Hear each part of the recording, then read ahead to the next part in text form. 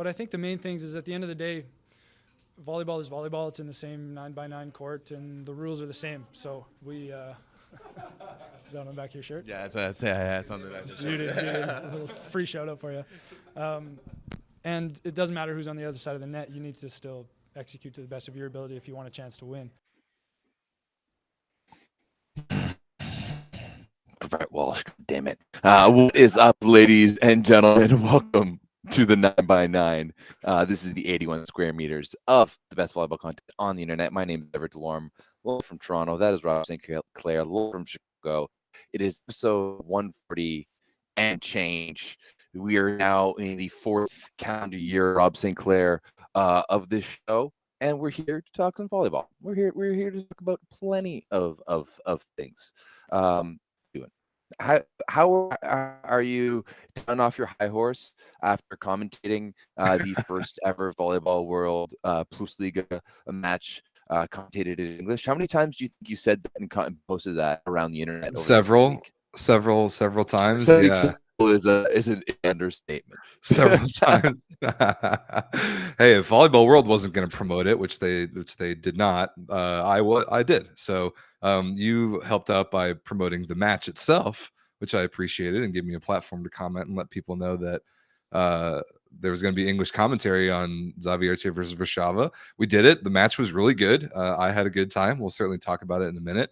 I went back and listened to it. I wasn't super thrilled with the way the mix sounded, and I thought that my voice was delayed by maybe half a second to a second from when it was like how I remembered it. It sounded like it was delayed a little bit.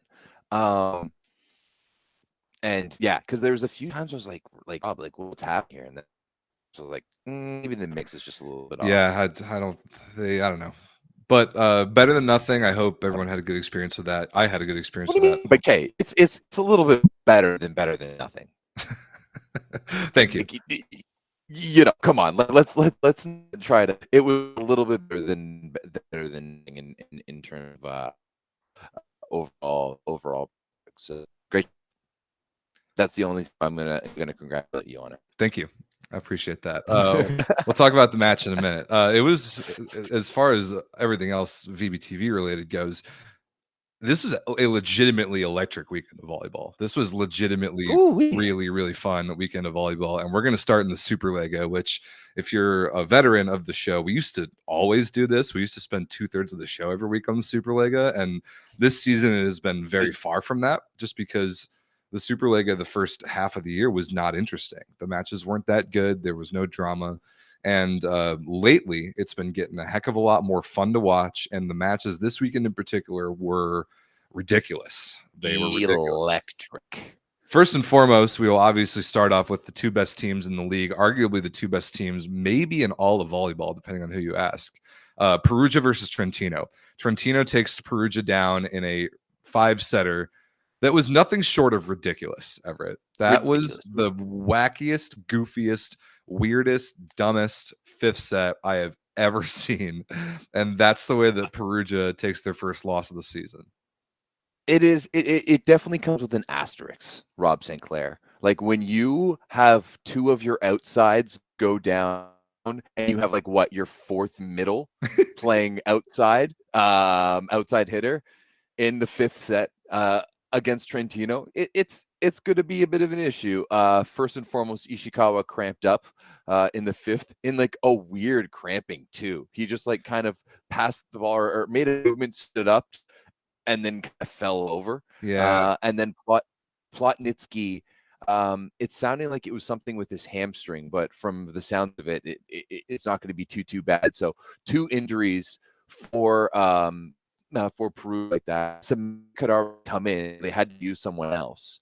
They had to go to their 4th middle, and it still took a while for Trentino to clutch it, even with their 4th middle on the court. Yeah, it was so completely ridiculous. I mean, as far as I remember it, the substitution pattern was that Wasim Bentara didn't have a very good match, so Jesus Herrera started the 5th set. Then they put in Tim Held, or no, not Tim Held. He's on Toronto now. Chanchota, Nikola Chanchota is their 4th outside this year. They put him into serve at some point, and then they took him out, so he was unable to go back in. Then when Ishikawa went down, they put in Semeniuk. When Plotnitsky went down, they were screwed. they had no actual outside hitter options to go to. The only person they could put in was Davide Candelaro, a geriatric fourth middle. And so then they put Kalachi in for him for a second. They had Agustin Loser playing 6 rotations. It was completely insane. And the only reason that overtime, I think what it ended 24-22. Yeah, the only reason that overtime lasted as long as it did was that Trentino refused to serve the ball on the court. They missed like 4 serves in a row at one point in overtime in the 5th set. And you had a middle and serve receive. Yeah, too. you had a middle in the reception pattern, and they could not serve the ball in the court. Then Spertoli, I think, cramped up as well, and he had to leave for Acquarone to come in and set the end of the game. And like, finally, the point that won it was like a scramble with Herrera on the left side, who was literally the only attacking option on the floor for Perugia, and he hit a ball out of bounds. It was so ridiculous. It was ridiculous. Yeah, it was. I saw some people in the Discord be like, "Oh, that game was so electric." I don't know if electric. It was entertaining. It was entertaining. It wasn't. For sure. It wasn't good. It was just a little ridiculous. Yeah, I mean, not a terrible amount of errors. Serving errors for Trentino, 32. Disgusting. Just so many. Yeah, just not great volleyball all around. Not what you'd want to see from arguably the 2 best teams in the world, but as you said, Rob, it was very entertaining for me. The MVP, rightly so, in this game went to, well, my screen says beautiful Bartha, which honestly is very, very fitting. This Romanian man Bartha was an absolute beauty. 13 for 19 with only 1 error, 3 blocks, and the cheekiest of chip aces on Ishikawa in the first set, the 4th set, and that's actually, or sorry, the 5th set, and that's what gave Trentino a bit of a lead. That put him up 10-9. I'm pretty sure. But this dude was just pure gusto, bouncing balls, blocking balls. He was an entertainer, and I loved it.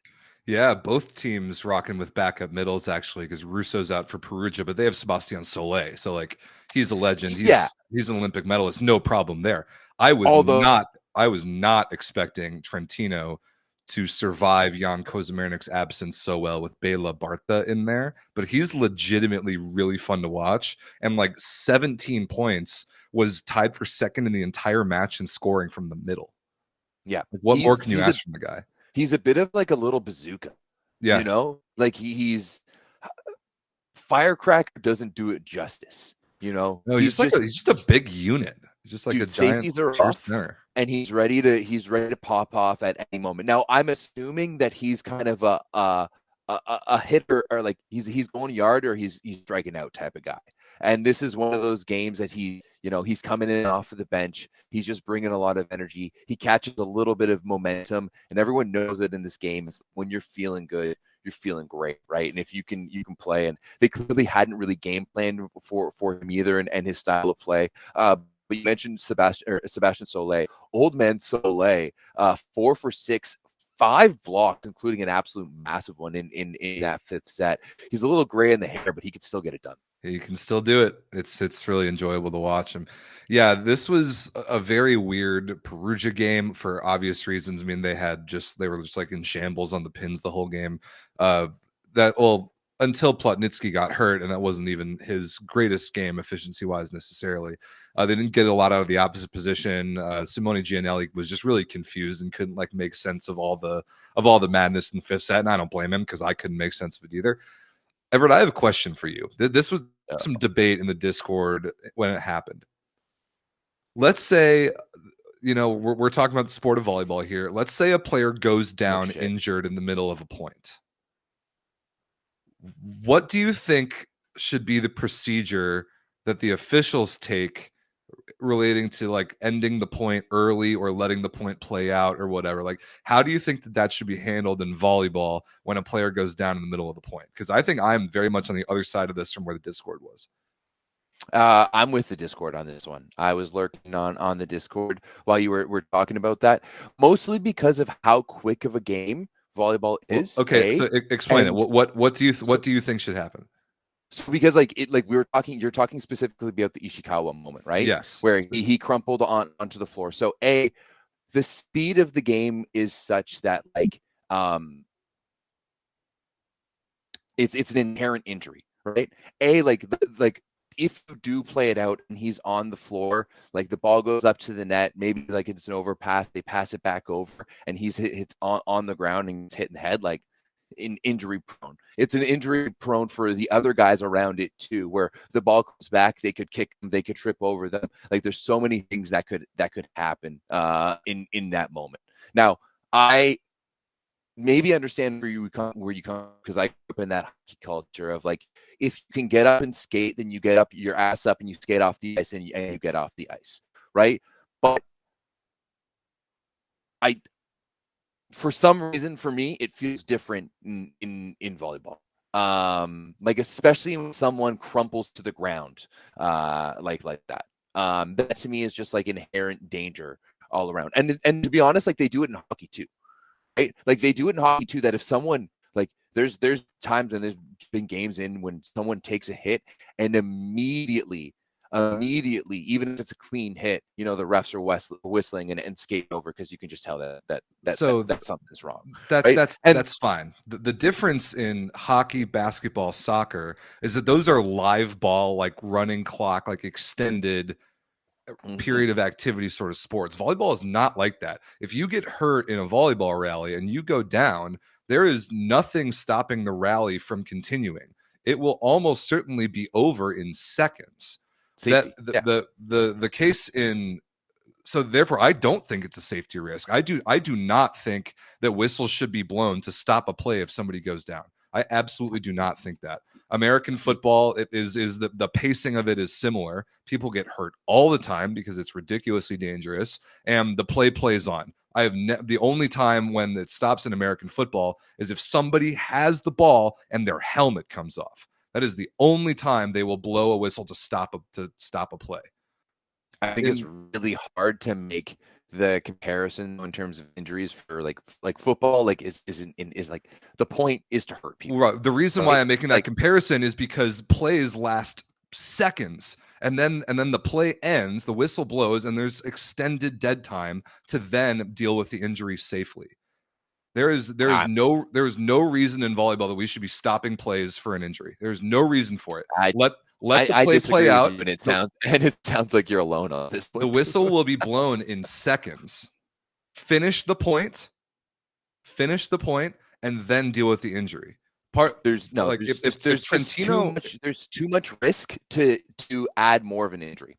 That's the end of there's it. Not well. Okay, then we disagree because I don't think there's any risk at all. And I think that so this as coming from like a coaching perspective, and so like in Canada when you're coaching you have to take like certain levels. Like this would immediately be like a flag of like a dangerous situation.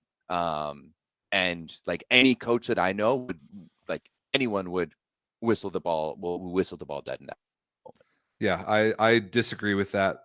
I'm not saying that Ishikawa did this. What happened in this case is that when he went down, Trentino had a free ball chance. Like that was their point to win, and they got screwed out of what should have been a point for them because their opponent got hurt. That is not Trentino's fault. They should not be punished. This reminds me of VNL a couple years ago when Sharifi from Iran flopped against the United States. We had a free ball. He fell down, faked an injury, got the replay. They ended up winning the set in overtime because he flopped. So if you're going to stop a play, I think that's a little different. It's a little different. It's very different. But so it's very different. And I'm not saying Ishikawa did this, but Trentino was about to score. They should not be punished for their opponent getting hurt. What I'm proposing is that if you get hurt and you cause the play to be stopped and a replay to be awarded, you're done for the set. You need to go. Yeah. You need to go to the bench, and you're done for the set. If you get hurt and the play stops because of your injury, you're done for the set. I think we can probably meet in the middle on that. But that's not what happened in this situation. It's not what happened, So and it would have been the same. It would have been the exact same thing. With that rule, this situation would have been played out the exact same way. Right. So that's what I think should happen. This is my American sports opinion. I want to address something in the chat though, where the president of Perugia, where we haven't really talked about Cersei all too much yet, said in an interview that they didn't win because they didn't want it enough. What do you think of that? Given what we've talked about so far in this match, that is a stooge comment if I've ever heard one. What do you mean Perugia didn't want enough? I mean, if he is talking about the fifth set, it's one of the dumbest comments I've ever heard. If he's talking about not winning the match earlier than that, then I think that's a different conversation. I don't think Perugia played very well even while everybody was healthy. This was not playoff Superlega finals caliber match from either team. No, the only player that I really thought that was world class in this match, Plotnitsky, was fantastic through. I thought Chicago was actually really good too as well before he got injured. Micheletto on the other side of the net was absolutely lights out, 17 for 37, 3 blocks and 2 aces. He did miss 7 of those serves, however. Lavia was garbage, was not absolute good. dog shit. 8 for 28. Got blocked 4 times. He did have 4 blocks though, so that's the other thing that was making up for it. But he was bullied in serve receive throughout this match. But looking at the stats, doesn't look like Micheletto did much better. But you're right, Rob, just not quite at that level of, this is probably the last time. Oh no, we'll probably see these. Oh no, are they both playing in the cup? Both won their quarterfinals. Yeah. Okay. So they both won their cup quarterfinals. We'll probably see these guys in the Italian Cup final, and then possibly in the Champions League too. But otherwise, we're not going to see them until we will not see them in the Champions League. Remember, you're right. Trentino's not in it.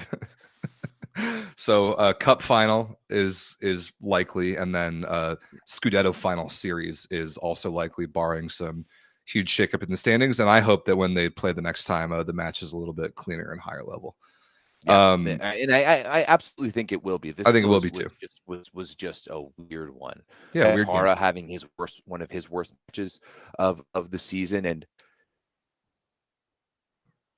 I actually know there's something that came up in the Discord, and I know you commented on it regarding Bantara, and if that is actually the case, that would piss me off. But I don't know. I don't want to jump into that right now. No, I don't want to get into it either. Let's get into a couple of the other 5 setters that there were in the Superlega this weekend. One was on Saturday. Piacenza taking down Padova in 5, 15-13 in the 5th. Padova came back to win the 4th, 34-32, which was pretty spicy. I have a couple takeaways here.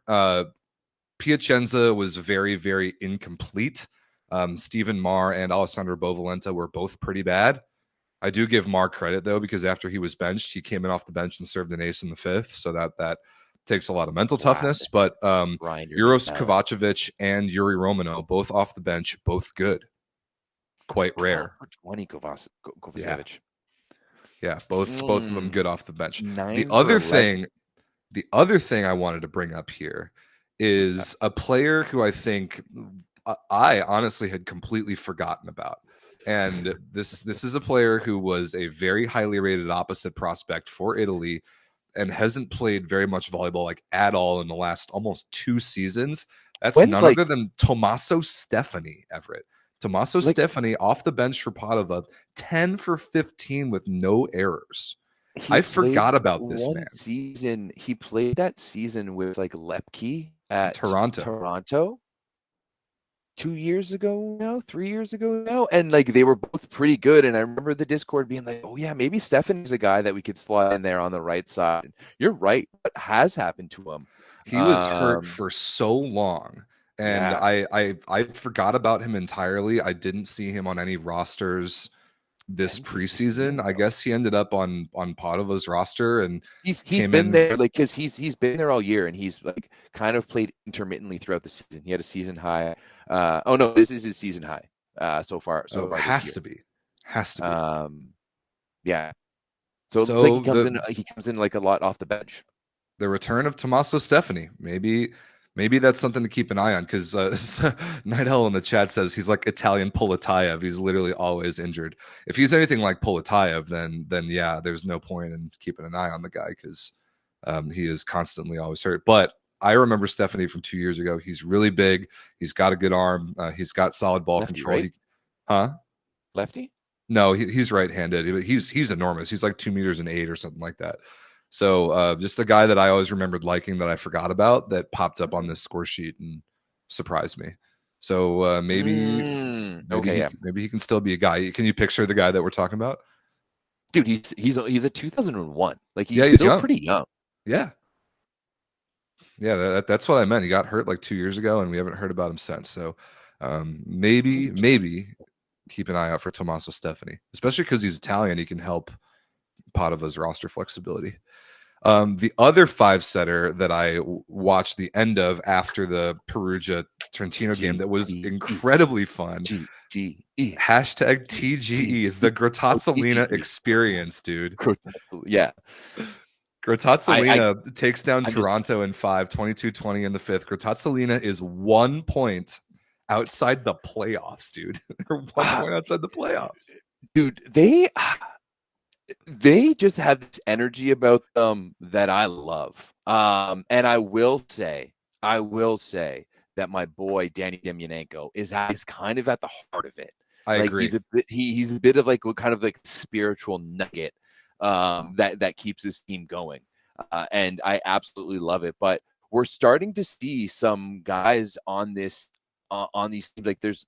There's multiple guys in this match on either side that really impressed me.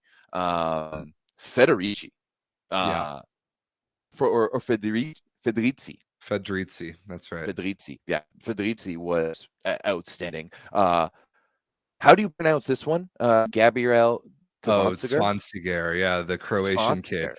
I really like Gabriel Svansiger. Everybody in the Discord is obsessed with this kid. I think our friend Legia Drolo said, he's irrelevant in the grand scheme of things anyway. Why not fall in love with him? And I kind of agree. He's this young Croatian opposite.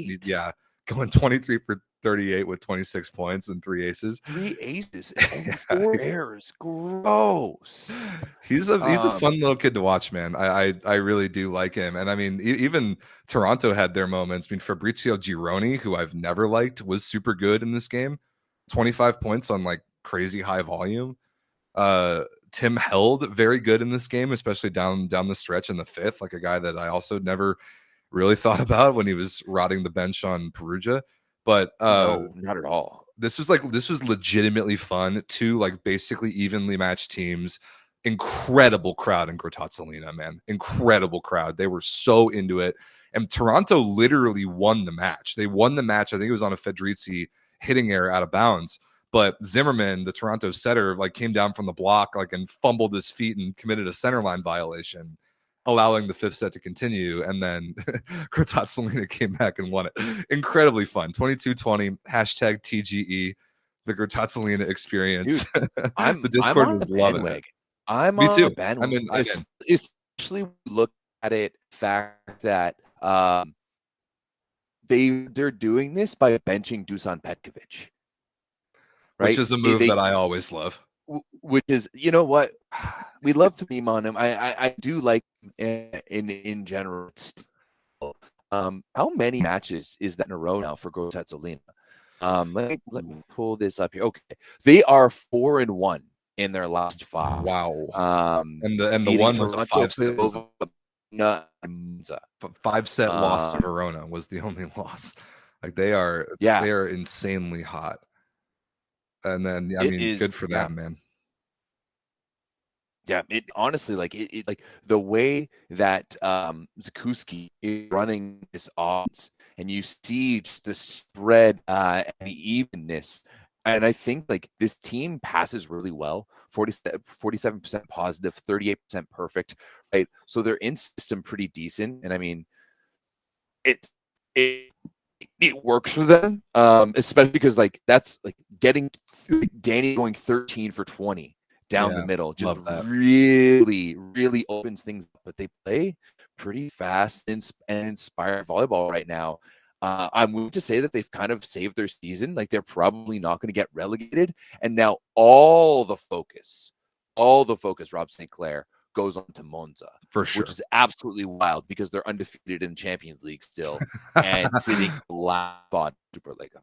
I think somebody put in Discord that Gabriele Di Martino, who plays middle for Monza, like commented that, yeah, every single team we've played in the Champions League where we're undefeated is worse than every single team in the Superlega, which is probably true and absolutely hilarious. It's just so funny and so like such a good example of how bad the Champions League is this year, which we'll talk about in a minute. But dude, this Monza team is depressing to watch. They even get Osmani Juantorena back in this game, and he's Italian, so it allowed Taylor Averill to play. Still bad. Didn't matter. Still horrendous reception. Modena 3 dongs him with 15 aces to only 10 errors. 10 aces to only 15 errors.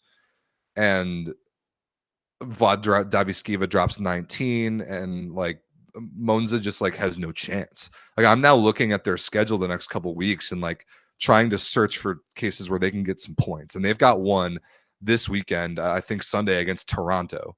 That is an absolute that is an absolute must win.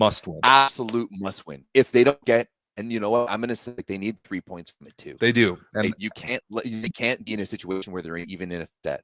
And they play Padova the following week. Like, I think they need 5 points, maybe 6 out of those 2 matches. Yeah, 100%. Right now, this is do or die time right now for Monza's season. With no doubt, who do they play the weekend after that? Verona. That's going to be a tough one. For this team right now. Then they play Trentino. Then they play Perugia. And then they play Cisterna. Yeah, man. There are only 6 games left in the regular season. And Monza is in relegation position. Yeah, Monza's in relegation position by 2 points. Crazy. Yikes. Absolutely crazy.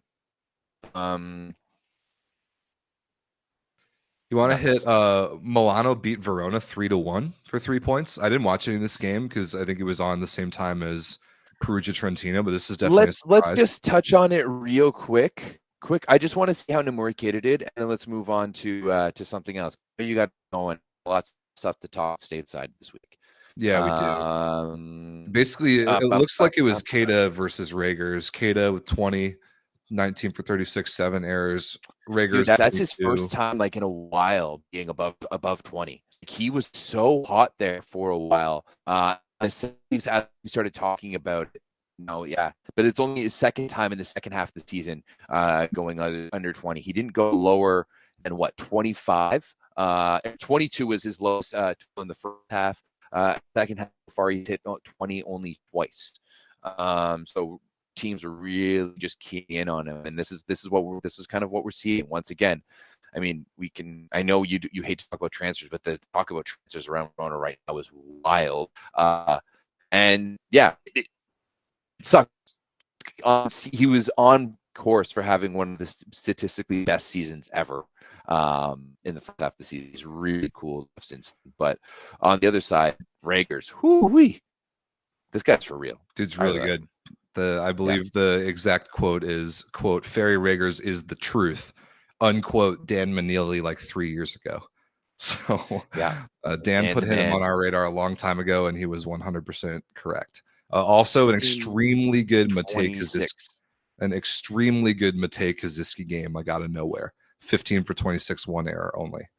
He's gonna have like a good one, like 1 every 4 or 5. Yes, so that will happen. Where just the old bones like feel good and they're all looped up nicely. But Regers 16 for 26, really 3 blocks and 3 aces. Speaking of Lube Civitanova 3-0 Cisterna. You like that segue? Yeah. No, we don't. Teo4 is a one-man show, and Lube is playing pretty good ball right now. Enough said. Yeah. Enough said. Do you want to touch over on the women's side? Dude, I looked. I browsed for good matches over the weekend. I looked for notable results. There was nothing. Absolutely nothing. There was the only one who was Perugia's women's team kind of sucks. Sorry. They beat Chieri randomly, which shouldn't have happened. Yeah, Chieri dropping a random win one day. Yeah, that's okay. That's pretty weird. But yeah, all the good teams all won in 3 dongs, if I'm not mistaken. Yes, they did. So, however, I do want to talk a little bit, Everett, about the Women's Champions League, and we can hit this pretty quick because none of the matches in particular are very good or consequential. But I mean, week 5 is in the books, and now we've got like a decent picture of who the playoffs are going to be. There's a couple big matches that have some consequence that are not this week, but next week, like to decide the 11 teams that move on the women's side. All the teams that you expect are going to be there. Corneliano is going to win their pool, assuming they beat Zhezhov. Eczacıbaşı is going to win their pool. Fenerbahce already won their pool, and Skandici also already won their pool. One big one next week, Vakifbank versus Malonza head-to-head for first in their pool. And that's huge. Remember, Vakifbank like kind of embarrassingly donged Malonza last time they played back in November. So that one I definitely have my eye on. And then there are a couple others that will determine second places and therefore advancement spots. Like Budowlani Łódź needs a couple points to stave off like Vasas in that pool. Like Stuttgart and Bielsko-Biała are dead tied in that pool. Schwerin and Tent play head-to-head in Pool B for second. So like there's some stuff going on with who's going to make it out of pools in Women's Champions League. But at the end of the day, there are 6 teams that actually have a chance to win. And I'm very curious to see Malonza play Vakifbank again. Other than that, I think it's just kind of formalities across the board. Is that fair?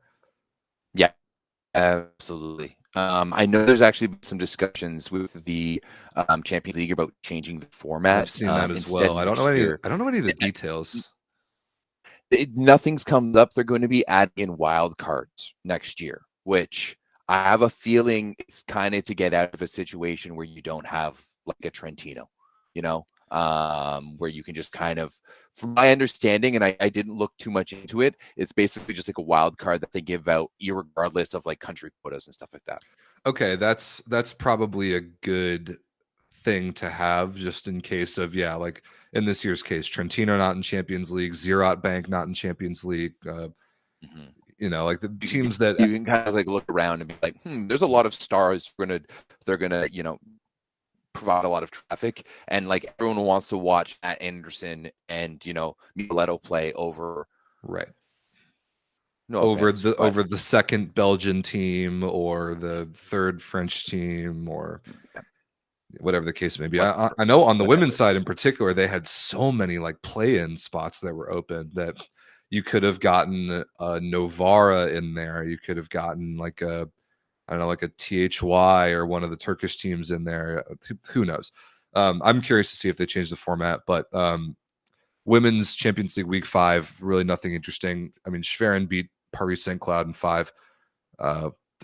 Probably not going to matter a huge amount because Paris St. Cloud is 0-5. They've had a very rough Champions League, so they're quite bad. I mean, they lost their setter from the past few seasons. That Korean girl, one of the Korean bullying twins.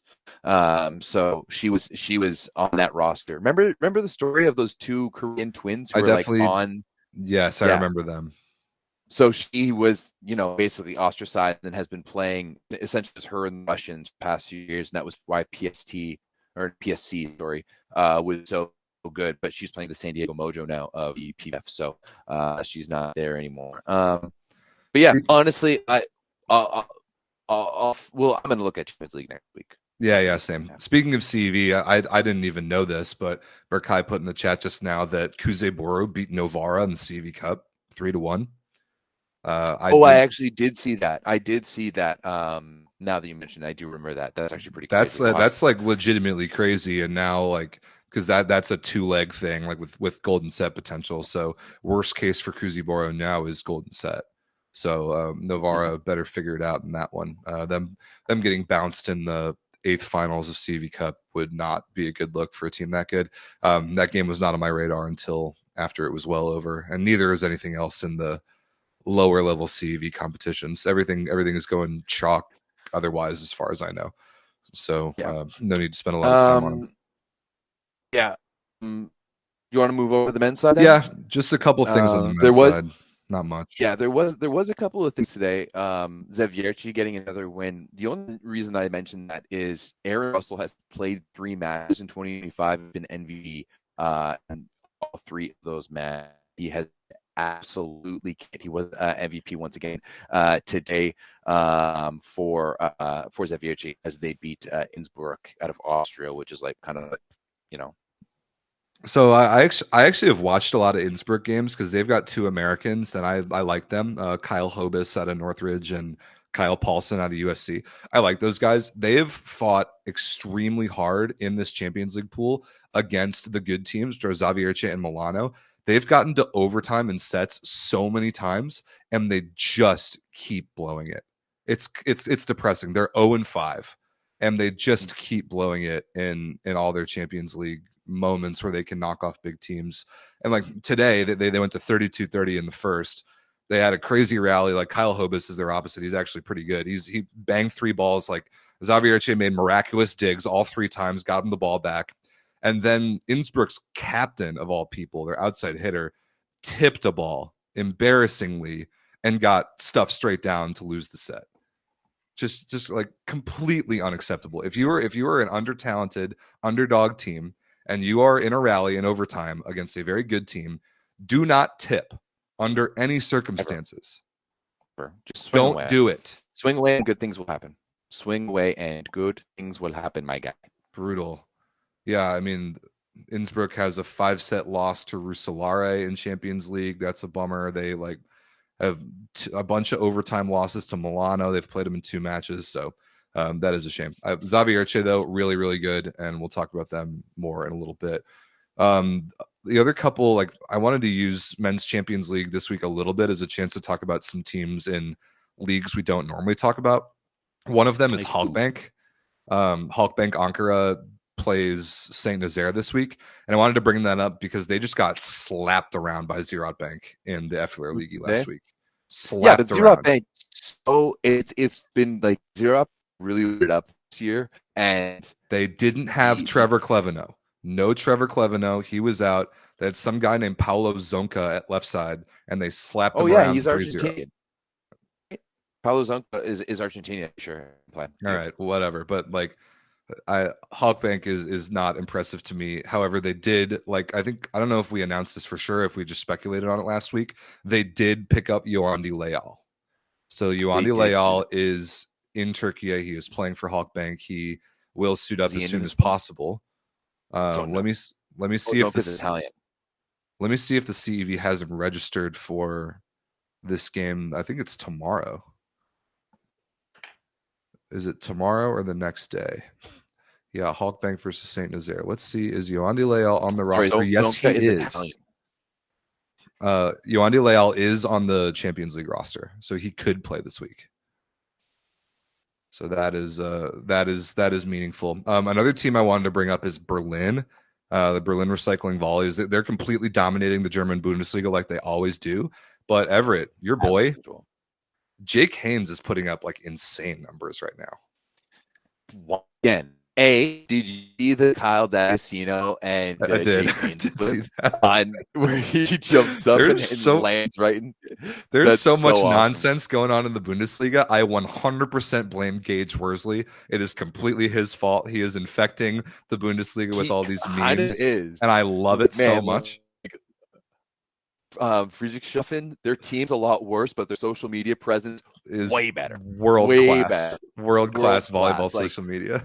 Like Gießen they more serious, but they do a really good job as well. Like just in general, Bundesliga does a really good job. I think like Gießen, also like the Spontank guys, like Alex Walkenhorst and all of those guys. Like, you gotta give a lot of good credit. You know, I've done a few volleyball things now in Germany, and it's always really impressed the community that supports it all around. we'll go see a Bundesliga match sometime. Yeah, that would be very fun. They're fun. Berlin is Berlin, and Jake Haynes is playing great, so I wanted to shout him out. Lüneburg, by the way, plays Chaumont in Champions League this week. It's the Worsley Battle Part 2, which last time Oh, I'm 100%. Me too. I'm watching It's that on for sure. When is Thursday, 2 p.m. Eastern. Thursday, 2 p.m. Eastern. It was a reverse sweep last time that Lüneburg came back and won at home. So this will be in France.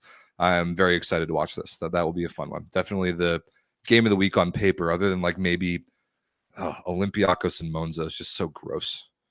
Just such a gross game. Everything else, there will be a heavy favorite. Fun. Yeah, I think it went 5 last time they played against Arthur Schwartz. It was fun last time they played, but it was gross volleyball. Like it was like Atanasievich plays for Olympiacos, like guys that shouldn't be playing Champions League anymore. Like if we're talking about Atanasievich versus Juan Terena in the year 2025, I don't know. That's our super high level analytical breakdown of the men's Champions League. Next week we'll talk about the only thing to really talk about is Aaron Russell is the GOAT. Yeah, he's the man. He's playing awesome right now. Before we talk about Aaron Russell in his domestic league, a couple of things to bring up. The first is where you can watch Aaron Russell's domestic league, and that's VBTV. You need to pick up a subscription. Everett, can we find out if our promo code still works? I'm not totally sure that it does. I hope that it does. You're talking to that sooner than I am. That might be true. Like, I don't know. We got a lot going on in the background right now. But if our VBTV promo code VS10 still works, give it a try and save yourself some money. I honestly don't know if that like expired at the end of the calendar year 2024 or whatever. But definitely pick up a VBTV subscription, and also keep an eye out for Daddy Stankovic. Keep an eye out for the man himself. I hide him somewhere in every show. I'm not going to spoil it for this particular show, but I really, really like my Photoshop job that I did with Daddy this show. So keep an eye out for him. I hide Daddy Stankovic somewhere in every show. Y'all got to try and find him and comment the timestamp of where he shows up. Last week's was not subtle. Not subtle at all. I just put him in all his glory, like behind the SV League scores that we talked about last week. So several people found him, but that was not a subtle one. I just wanted to throw him in there. This week's is a good one. Definitely keep an eye out for Daddy. All right. Rob, do you want to jump into what was an absolute bonkers week of PlusLiga volleyball? Like 100%. It was kind of like, Rob, we've been talking so much shit about how bad the Superlega was at the beginning of the year, and they're like, you know what? We're going to do better. And then PlusLiga was like, all right, we were kind of coasting. Let's go really redonkulous with this, as we have a bunch of the top teams playing each other. First and foremost, the one that you were on, Zawiercie, taking down Warsaw in not a reverse sweep. Was it reverse sweep? No, it was 3-1. They went up 2-0. Warsaw responded. Zawiercie won it at home. Great crowd, good high level of volleyball. Warsaw definitely missed Kevin Tilly, who wasn't hurt, but his son was sick back home in Warsaw. So so like that news broke like right before the match. Like I had to get the Discord to help me translate and figure out what was going on there so that I could bring that to the people while I was calling the game. But they didn't have Kevin Tilly, and they got nothing out of the outside hitter position. Both Schalpuk and Brond, both pretty bad. And on the Zawiercie side, Russell was tremendous. Bartosz Kfolek played like basically the exact perfect game for an L2. So good. And then even though I wouldn't say Kara Butrin was super good, because I didn't always love the way that Tavares was locating the ball, setting him. I loved, and I pointed out several times like on the broadcast, the chess match between the attack down the middle of the court for Zawiercie, like the quick middle and the Bic, versus Warszawa's middle blockers, and how Tavares had them on skates most of the game. And that was very fun to watch, and big credit to Tavares and the Zawiercie reception to give him so many good looks and just keep themselves one step ahead of Warszawa's block defense the whole game. I really enjoyed watching that and highlighting that as like kind of the game went on, the flow of it. It was cool. Yeah, it was. It's still leaving me wanting more from these two teams moving forward. I hope. I The definitely first hope they round, play again for the sure. first round, there was some guys missing for Zawiercie. This time, there's some guys missing from Warsaw. They haven't really played each other on even playing fields, and that's something that I'm really looking forward to. I thought Bolange coming off the bench, it did a really, really good job. It was actually Weber off the bench. No, sorry, Weber. Last week, Bolange came off the bench. Right. For Right. Warsaw in the reverse sweep. But yeah, Weber came off the bench and did an all right job, but ultimately, Dude, Linus Weber won them that third set. He was 100%. He was tremendous. He went 14 for 26 with one error, only 50% efficiency. Like, he was awesome. And it was cool because they got the microphones and the timeouts, and both coaches are coaching in English because Zawiercie coaches Weber on the German national team. So he was like, all right, we know how this guy plays. He will never tip off speed ever. You need to get back deep on defense. You need to block the correct ways that we've talked about to try and slow this guy down. But it didn't matter. Kind of like you talked about Weber last week, like his mechanical ability to bring the ball down cross court out of the back row, I really liked. And he was banging balls with a lot of confidence. And he literally won for Shaba the third set. He is weird mechanically. It's like it takes away some shots from him, but it also opens up some other shots.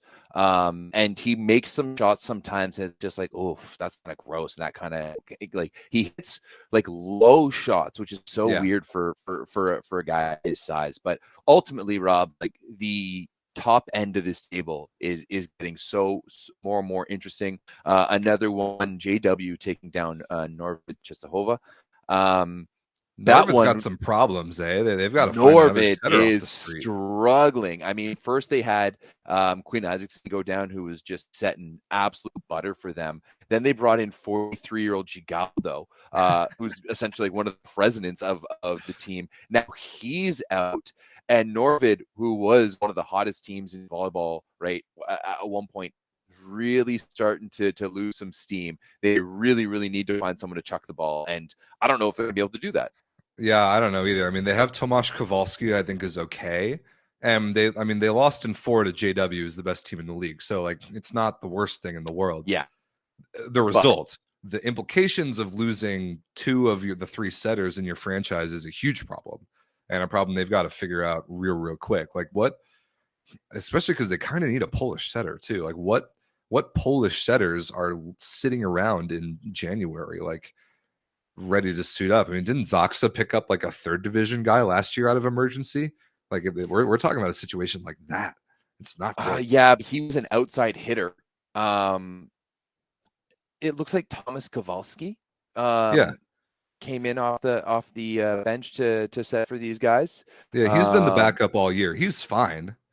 But like, and they'll start him for like in the interim, but you can't roll into a game with only 1 setter on your roster. Yeah, I mean they're going to have to bring in like another guy in there. This one ultimately was a really good game for Abadapur as well as Indra, mostly Abadapur.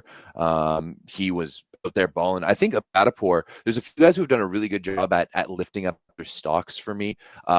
We just talked about Weber. Abadapur is another one of those guys. I think Amin also with Scraw has been fantastic. Abadapur, though, to me seems like it's that last puff. It's that last puff of him being really good. What are you giving me that face for? I'm not giving you that face. I'm giving Berkai's comment in the chat that face. There's a certain Polish setter who got run out of town in Warsaw. Is now playing for Fenerbahce badly. It's none other than Fabian Žižka. Ugh, I can't believe I just said that name on this show. Let's get out of there. That's gross. But good job, JW. You're very good. Tomasz Fornal is very good. You know who else played very, very well and kind of saved their season is Resovia, dude. Bro, that Resovia beats Lublin in 5 in like kind of a season saver. Kind of. You're not wrong. You're not wrong at all. And to me, like when I look at this Lublin team, they just don't have enough stuff around Leon. It seems like they picked up some horses who were really eager at the beginning of the season. Look at Benny Tweenstra, look at Kevin Sosek, who it seemed like they were going to be able to run with Leon at that level, and it just hasn't really produced. I mean, Sosek, Sure, he did put up 19 points, but he did it on a 12% efficiency on this Leon. 20 for 39. Also second in the team in digs with so 7. Plus 12 overall.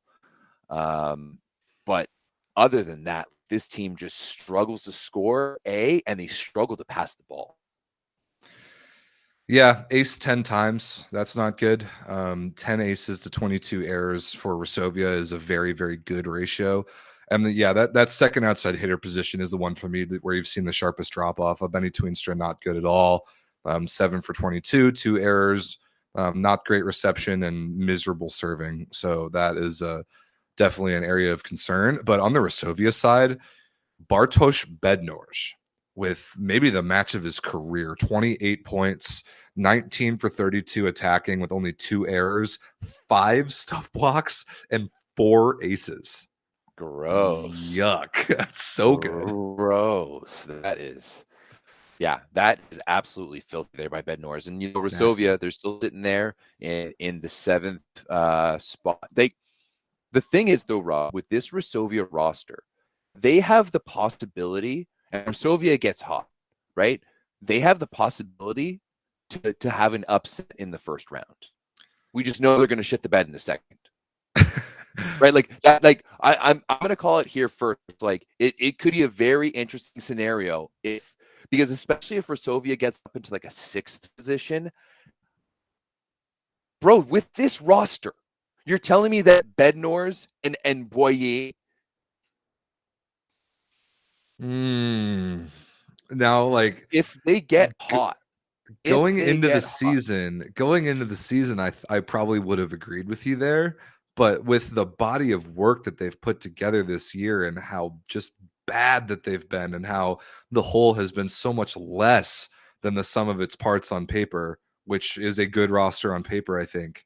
I do not have faith in them to win a playoff series, but this is a good and encouraging game now that they were at full strength. And like someone, do I have faith in them to do it? Absolutely not. That's not what I'm saying. Okay, do I see a world where Boyer and Bednorz could get absolutely hot, where Vishina, who's been one of the best passers, could be an absolutely perfect P2 beside Bednorz? He passes the ball, Bednorz bangs, Boyer bangs, bing, bing, boom, random first round upset. They get their crowd going and then completely shut the bed in the second round. This is what I think.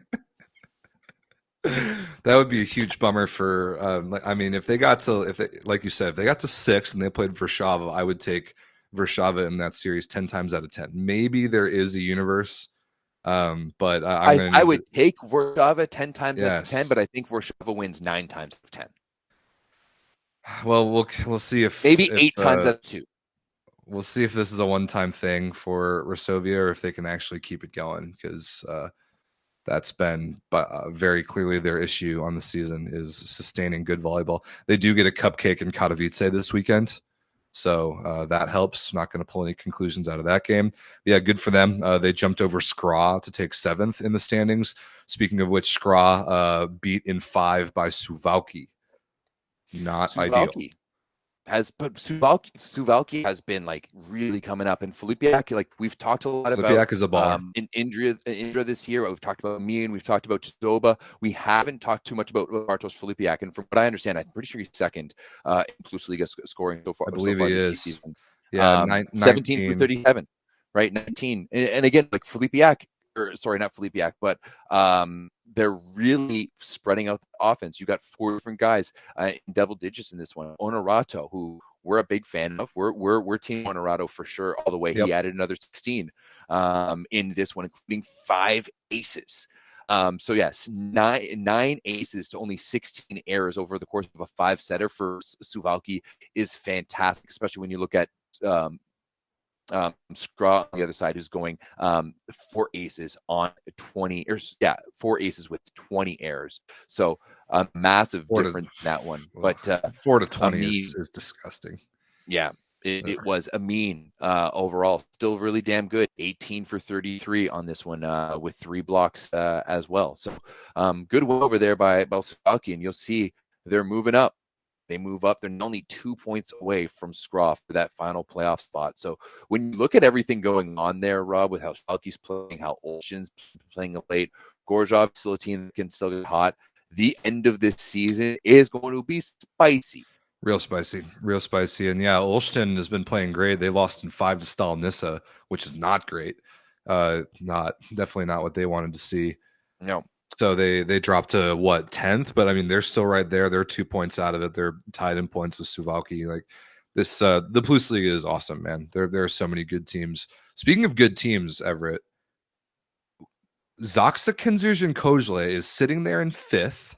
They are 1 point behind Luke Lublin for 4th, and they have a match in hand. They have a makeup game with Olsztyn that needs to be made up in like several weeks from now. So Zaksa is balling. They took care of Gdansk. I think this was yesterday. Yesterday. Yesterday. I watched that game, and Bartosz Kurek was automatic. 24 points, 23 for 33 on 51% efficiency. And looked great doing it. And Rafael Shimura, very good as well. Now, I don't like Gdansk. I don't think they're a good roster, but like, don't forget about Zaksa there in 5th in the league. Yeah,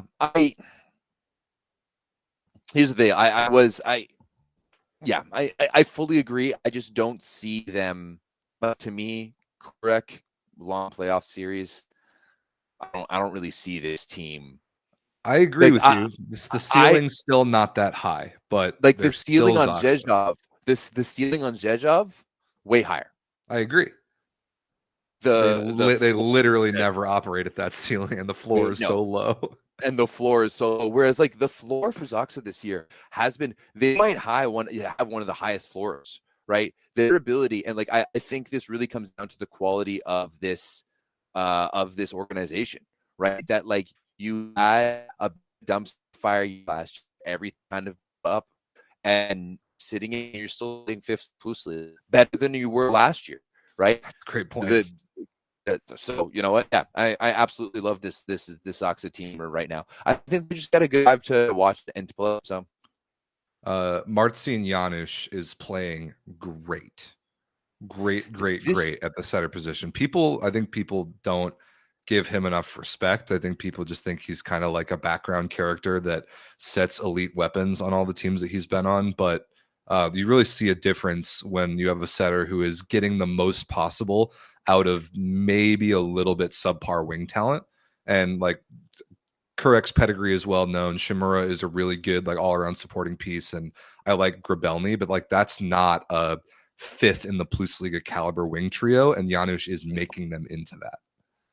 I think that this year we've really seen Janusz grow because, like I said, he's always in that situation where you cans all around you and you have guys all around you. And it kind of takes me back to Micah talked about it in an Out of System podcast last year, Micah Ma, where, you know, there was a certain point in the year when he was playing with Namir and he was just like, I'm just going to say I want to sit. I'm just going to run this team the way I want to run this team. And Mir and everyone else, you're all going to shut up and let the center do his job. And I think you're kind of seeing Janusz go into that a little bit, right? Where you're seeing him. It's no longer just about the quality of the delivery because your hitters are demanding it. It's about the quality of how you run the flow of the offense. And like that makes so much more of a difference rather than like when you're with this Polish team, let's be honest, you can set a high ball offense and still win 90% of the matches you play against. Yeah, I think it's the difference between being a point guard versus being a quarterback, to use analogies from two different sports. Like the quarterback, the impact they can have is so much more. The point guard is just a distributor. They like take ball in, feed ball out, whatever. But a quarterback does so much more. And the setter falls somewhere in between those two things in a way that I think is really cool. I would tend to disagree. I think you're lack knowledge of basketball holding you on that analogy, but I applaud the. What you think that you think that the point guard is anywhere close to the value of a quarterback or a setter? Not even close. No, but you can absolutely quarterback the offense. Like not all point guards do. I think that's more coming down to like NBA basketball versus like EuroLeague basketball. But bro, if you watch EuroLeague basketball and you watch how like a point guard will shift defense just based off their movement and create lanes to be able to open guys up and get them buckets, like classic, like guys like Steve, like, whoo. That's where I think you see a little bit more of that. Premier style of basketball is stand post and go on and ain't cut it. But all to say, Giannis has been phenomenal this year. I think we're really seeing him grow, and it's going to be very interesting to see how that helps him.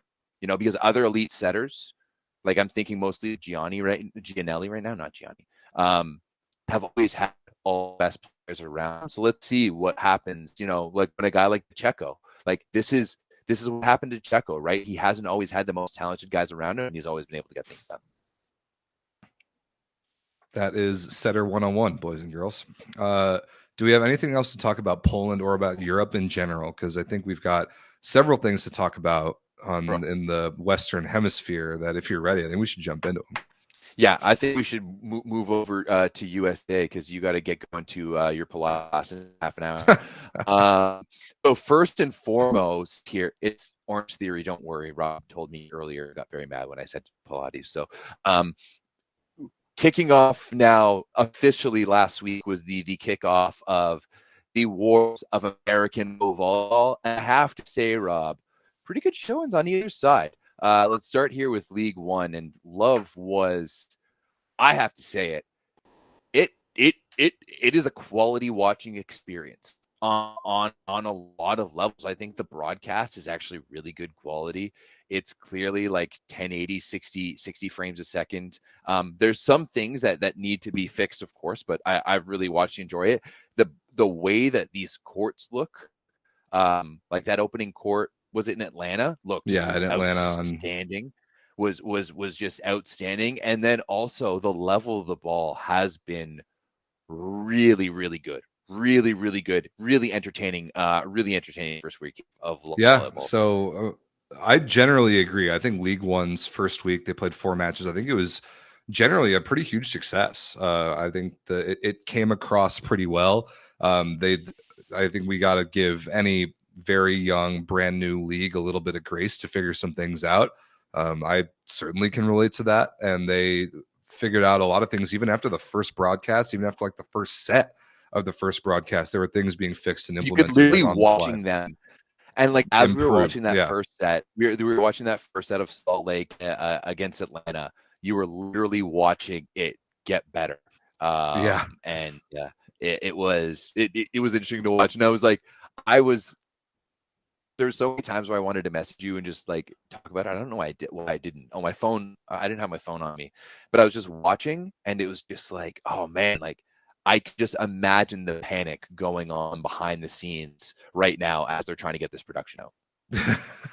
I'm no stranger to that panic. I've been there many times. I thought the broadcast was pretty good. Definitely got some work to do in the camera area and the commentary area. But the league overall, I think, presented itself pretty well. I still don't like the jerseys. I still don't like the branding. Whatever. Oh, I disagree with you. I like the level of ball, man. I actually really like the level of ball, and it started in that first match.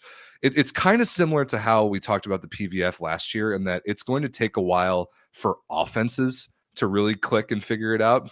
I'm very curious about the opposite position on every one of these teams. I think that's something the broadcasts have already brought up a little bit, and is, I think, the main reason why I thought Salt Lake won that very first game the first night is because they had the best setter. They had Jordan Poulter, who amidst the chaos and the figuring it out and the so much like newness and anxiety and adrenaline and everything going on their side of the net, that she was kind of able to get the most out of her team on that particular night, and that Atlanta just could not score. Yeah. They could not terminate. I mean, what they hit, like 235 as a team, is actually a lot higher than I would have expected. Their offense was not good. No, it was. Whereas it was to 290 on the other side. Man, Ronnie Jones-Perry was outstanding. Really Casanova was really good too. As you said, I thought Jordan Poulter delivered the ball very, very nicely. Overall, it was special to watch. It kind of happened, and it just seemed, I don't know. it's been really funny to watch kind of the rivalry develop between Love and PVF, but like watching Love felt special. Like it just seemed like there was a momentum behind it, even watching the first match. I mean, I think it felt the beginning of it had a very similar excitement to the beginning of the PVF last year, to be fair to both of them. I like that. I think because the PVF created a race and they won the race, that I think we kind of got all the like kumbaya, yay, women's sports. This is such an amazing opportunity for everyone, which it is. But I'm more focused on like the quality of the long-term entertainment product. I think we got a lot of that out of the way last year. And now that there's a direct competition between the two, they're both worried about like putting out the most compelling volleyball, which is great. And is exactly what we've been saying all along, Everett, that like there being two leagues and there being a competition is going to make both of them better, both products better. I think the excitement for a brand new league is high and as it should be, but I don't think there was any more like, I don't know if there was any more juice to Love necessarily than there was to the PVF last year. But what I will say, for me, it felt like it did. What I will say is the second match of the league, Austin versus Houston, that was special. That felt special to me. Was Houston reverse sweeping Austin at home with Jess Merzick, this year's NCAA tournament most valuable player, stuff blocking Maddie Skinner, the last 2 years NCAA tournament most valuable player, to win the match. What was it, like 16-14 in the fifth? Yeah, 16-14. Yeah.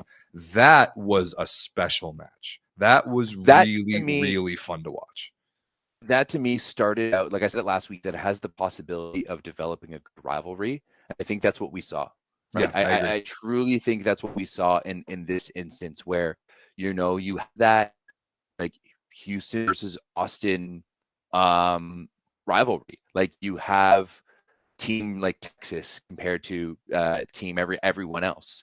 And I will say that this one's Austin if Micah Hank isn't Micah Hancock and pulls out her large cock of a serve, if like pardon my French, because she literally in that fifth set, what was it? Was it in the fourth set too, where she went off and got them back in it? Where she came out and was just like, bam, just brought out the third leg and just started ripping them. And it's funny too, because I saw an interview with Jordan Thompson where she was just like, dude, she's been float serving in practice. She hasn't even been spin serving. Dude, where has it been, man? No. Where has it been? We've been like Micah Hancock, man. What was it, 3 years ago on Novara? Like not that long ago, playing on Novara, set the all-time Lega Volley Femminile record for aces with her spin serve, and she set it at a 1-to-1 ace to error ratio, which is unbelievable.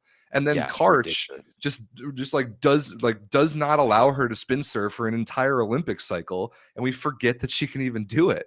So then like she whips it out in a League One game and basically wins the match spin serving. I'm like, yes, like more of this, please.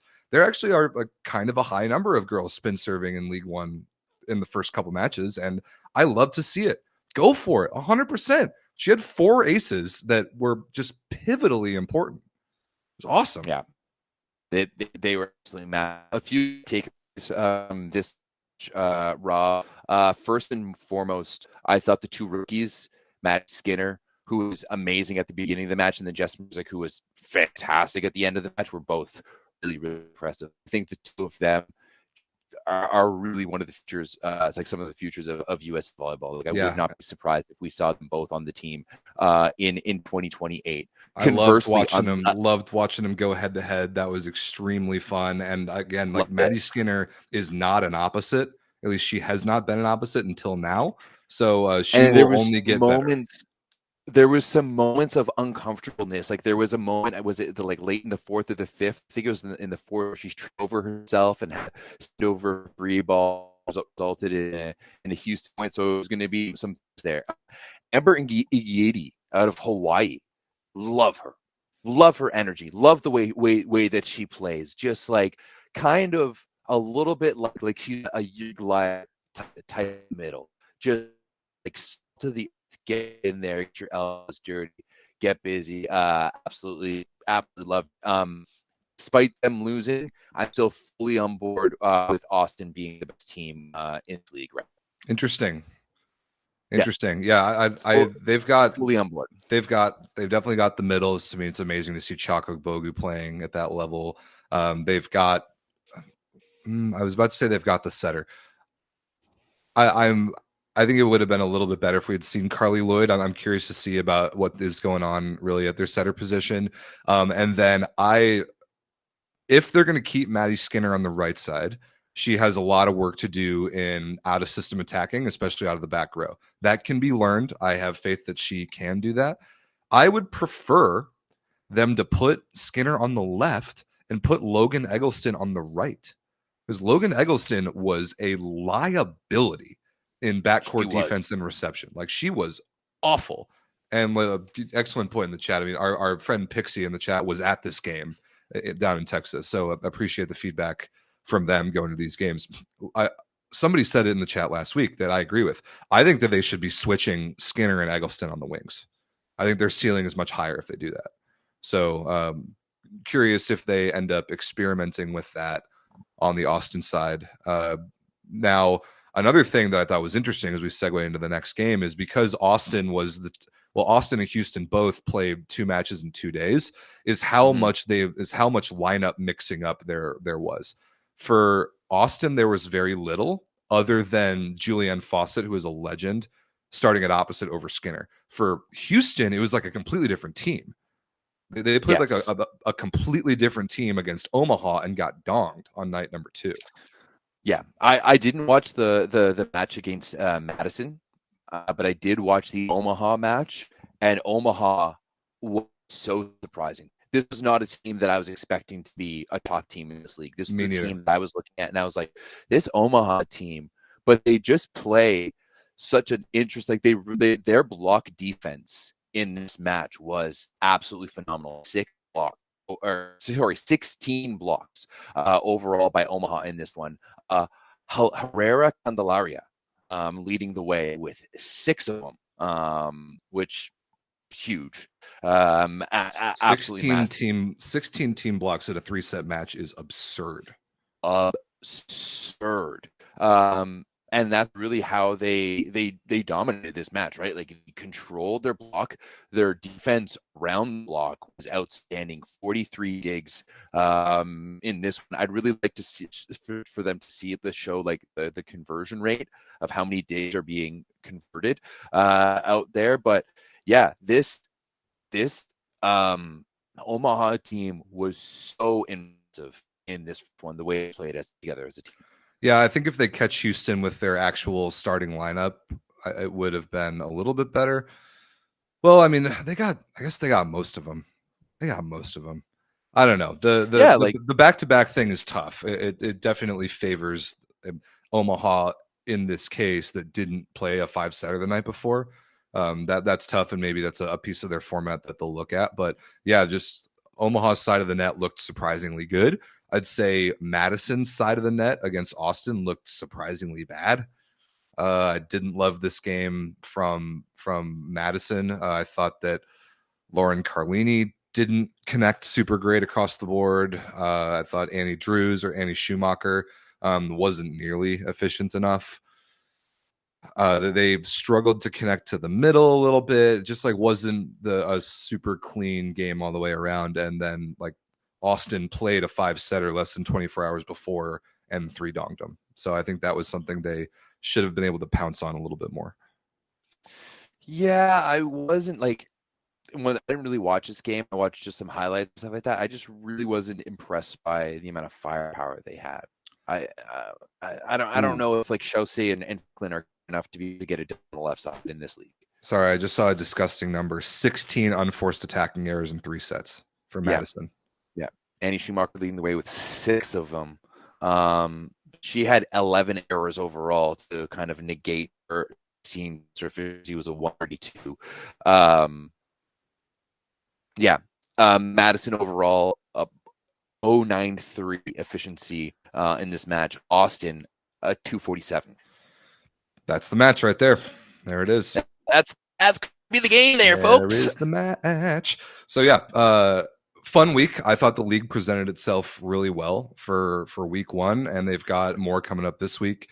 Atlanta versus Austin on Wednesday, and then that kind of like 2-day 4-team 3-match situation that they're going with. They're calling it Weekend with Love. And it's all happening in Madison. Right. Like It's Houston, this particular one is all in Salt Madison. Lake match is all Madison. Right. Right. I actually don't hate that. You know, you have some home matches and have some tournament styles.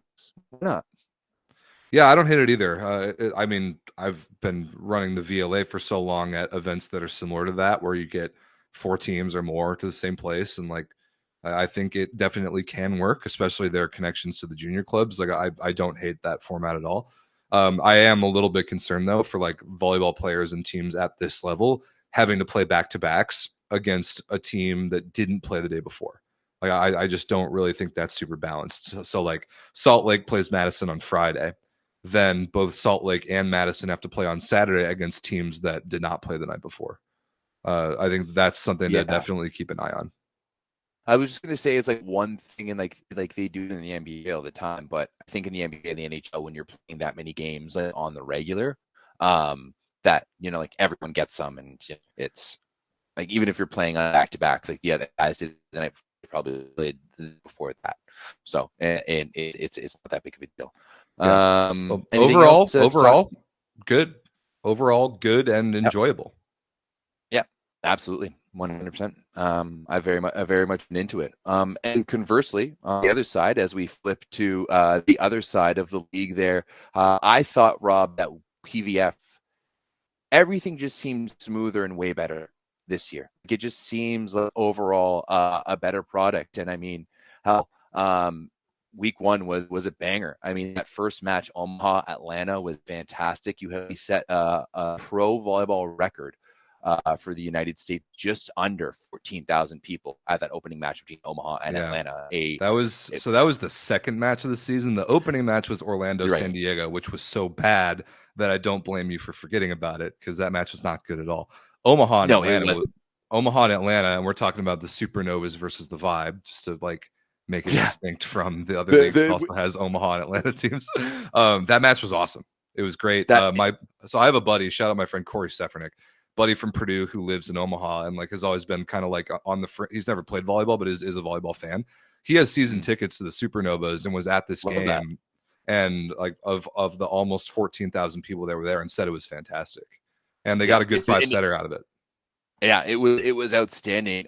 Going the distant, Merritt Beaton for Atlanta, the number 1 pick overall. She was fantastic in her opening match. The pro 17-48, 20 points overall, but it was Noonviller on the other side of the net for the Supernovas, holding it down 22 points.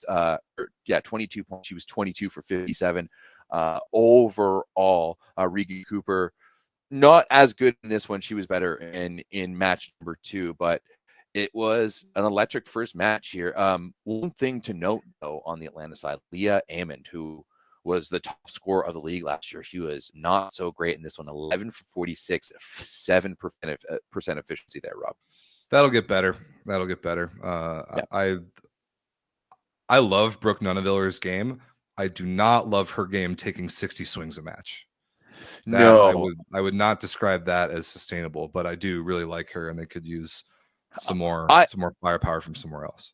I think that like in the end of the game, they brought in Allie Battenhorst to even her out, and like that's when you started seeing like Battenhorst got 21 sets, and like she came in halfway through the third and played the fourth and the fifth, and she got 21 sets. So I mean, we see the PVF. It was just a really high volume league last year, and I think we're like some of those players who were taking a lot of the high volume have now moved on.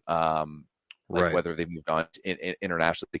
There's a lot of like the best players from the PVF from last year who were playing internationally. Like we talked a little bit about it last week, but still, 14,000 people there in Omaha.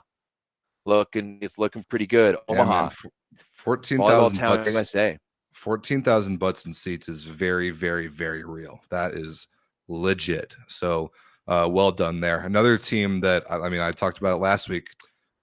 I'm an Indy fan this year, Everett. I'm an Indy Ignite fan. One more thing about Omaha that I completely forgot to mention here. Caitlin Horde, 7 blocks, 10 for 18 in the middle.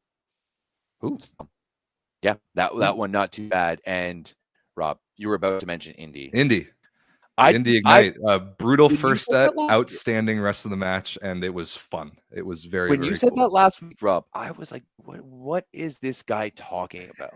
Like this team, no, they're going to be in their first league, but man, I got it. Okay, I got to make sure I pronounce this properly. Lekator member Mene. Holy shit.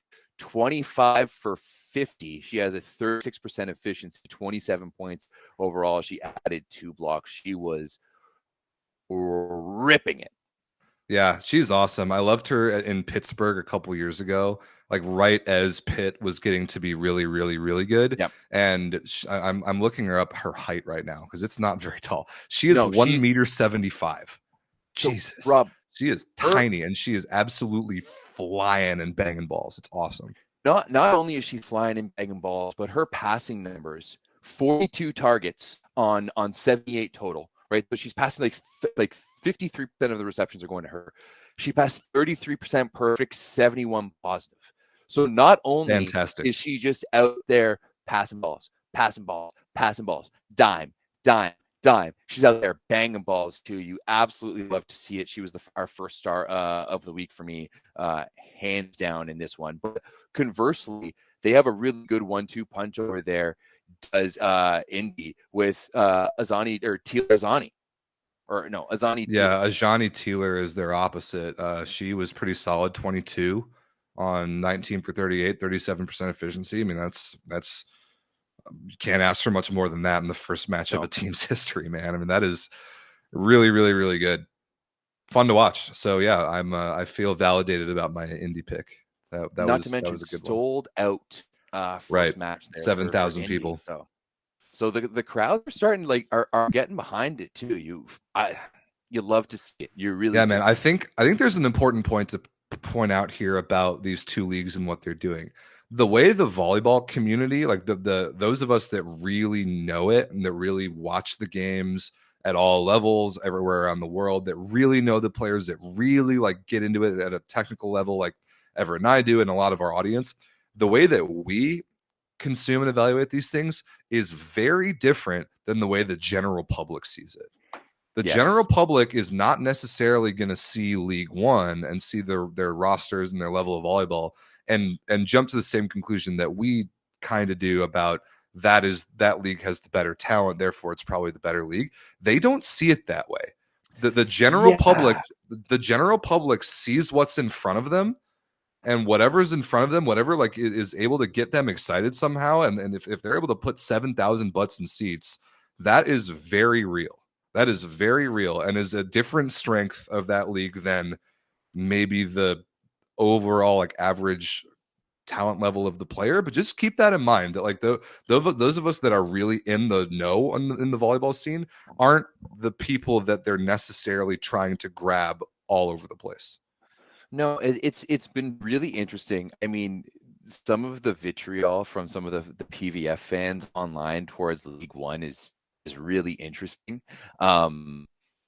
Especially like these fans clearly don't know League One became first, was going to do it first, then PVF start. But either here and there, like I've talked about it time and time again about how I think that having two leagues is an amazing idea. It's great. Like it's the best case scenario. Yep. You get two people who are trying to beat each other.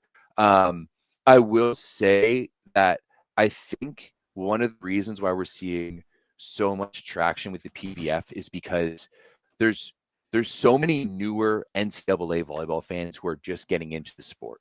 And PVF is mostly newer NCAA people, where there's only like 6 rookies for League One, and you've got like a few sprinklings in like Claire Chaussee and like Aja O'Neill who have played in the past few seasons. But majoritarily, the majority of League One is pre-COVID NCAA players, right? So they don't hold as true to kind of what most like new NCAA fans think. Like they're thinking about more recent. But I also think I think a huge testament and kudos has to go out to the PVF and their leagues going out and doing that outreach and being able to get these fans in.